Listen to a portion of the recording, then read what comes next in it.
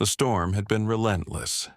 All night long, rain lashed against the windows, and the wind howled through the fishing village like a restless spirit. Thunder rumbled in the distance as the river swelled, its once gentle waters transformed into a raging torrent. The fisherman knew better than to venture out in such weather. Even Thomas, an old fisherman who had spent his entire life by the river, stayed inside, waiting for the storm to pass. By morning, the sky had cleared, but the river remained fierce, its waters still churning with the storm's fury. Thomas stepped outside, breathing in the crisp, rain-soaked air. His small wooden house stood near the riverbank, where his boat, battered but intact, rocked gently against the dock. He had planned to check on his fishing nets, but something stopped him. A faint, desperate sound carried by the wind. At first, he thought it was the call of a bird, but as he listened, the sound grew more urgent, a cry, a plea. He hurried to the edge of the dock, scanning the river's surface. Then he saw it, a golden retriever, struggling against the powerful current, its head barely above the water. It paddled frantically, but the river was too strong, dragging it further away. Without hesitation, Thomas sprang into action. He grabbed a rope, securing one end to a sturdy post on the dock before tying the other around his waist. He couldn't just watch the dog drown. With a deep breath, he dove into the icy water, the cold shocking his system, but he pushed forward, determined to reach the struggling animal. The river fought against him, each wave threatening to pull him under. But Thomas was strong. Years of battling the unpredictable waters had trained his body to endure. Stroke by stroke, he made his way toward the dog. As he neared, the animal's eyes locked onto his, wide, terrified, yet filled with a sliver of hope. "Hold on, boy," Thomas gasped, reaching out.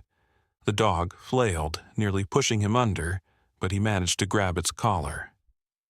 Wrapping an arm around the trembling creature, he turned back toward the shore, kicking with every ounce of strength he had left. The journey back felt endless. His muscles burned, his breath came in ragged gasps, but finally, his feet found the riverbed. With the last of his strength, he dragged the dog onto the shore before collapsing beside it, both of them panting, exhausted but alive. For a moment, neither of them moved. Then the dog let out a weak whimper. Thomas turned his head and saw the retriever looking at him, its body shaking from cold and fear.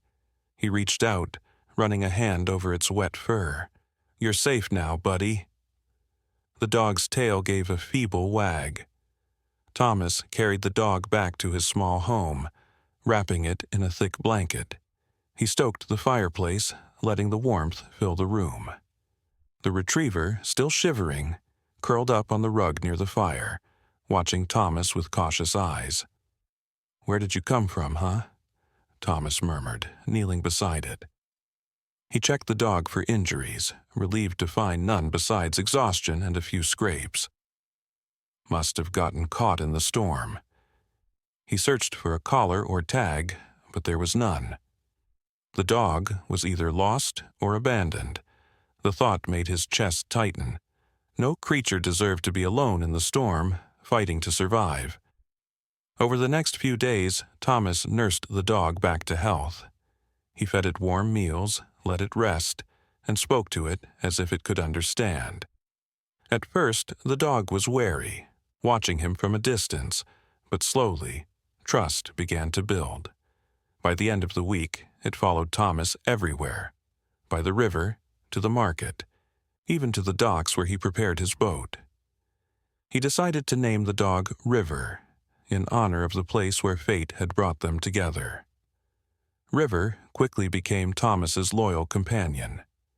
Each morning, as Thomas set out to fish, River trotted alongside him, his golden fur gleaming in the sunlight. At night, he lay by Thomas's feet, a silent guardian in the quiet fishing village. But their bond went beyond companionship. There were moments when Thomas would catch River staring at him, as if the dog understood something deeper, something unspoken. And perhaps he did, because, in truth, River had saved Thomas as much as Thomas had saved him. Thomas had spent years alone, his only company the river and the endless rhythm of the tides. His children had long since moved away, and his wife had passed years before. He had accepted solitude, believing that was how life would be. But River changed that. The once lonely fisherman found joy in simple things again, playing fetch by the shore, sharing meals, feeling a warm presence beside him on cold nights. One evening, as they sat by the water, Thomas ran a hand through the river's fur. "Guess we were meant to find each other, huh?" River wagged his tail and licked Thomas's hand, sealing an unspoken promise between them. One fateful afternoon, as Thomas prepared his boat for a trip downriver, River suddenly tensed. His ears perked, and he let out a low growl. Thomas turned, following the dog's gaze to the riverbank.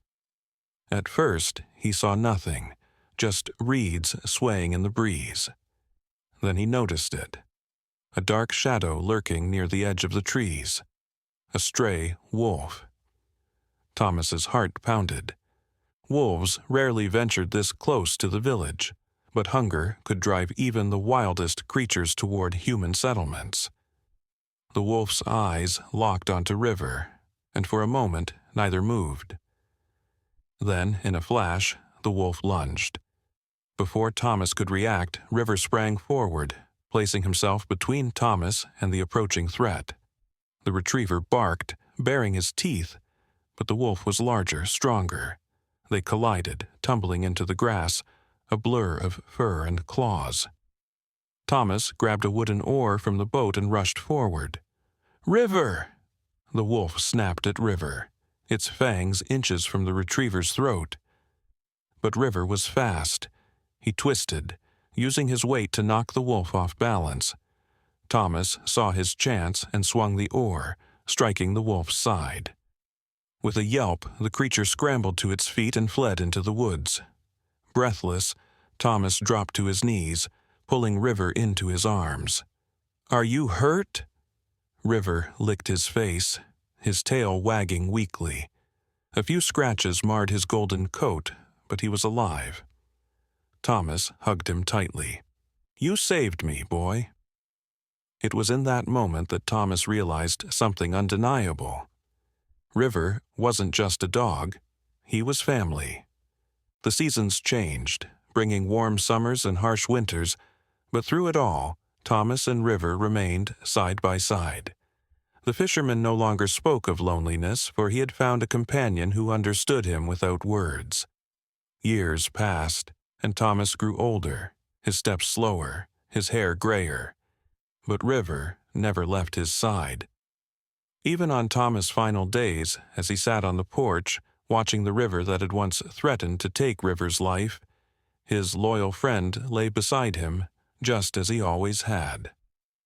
When Thomas passed peacefully one autumn morning, River remained at his doorstep, his golden eyes filled with memories. The villagers, who had long admired the bond between man and dog, took River in, ensuring he was never alone. But some say that on quiet nights when the river is still, you can see a golden figure standing at the water's edge, gazing out as if waiting for someone. And if you listen closely, you might hear the gentle whisper of the river carrying a fisherman's promise, one that was never broken, a bond that would last forever.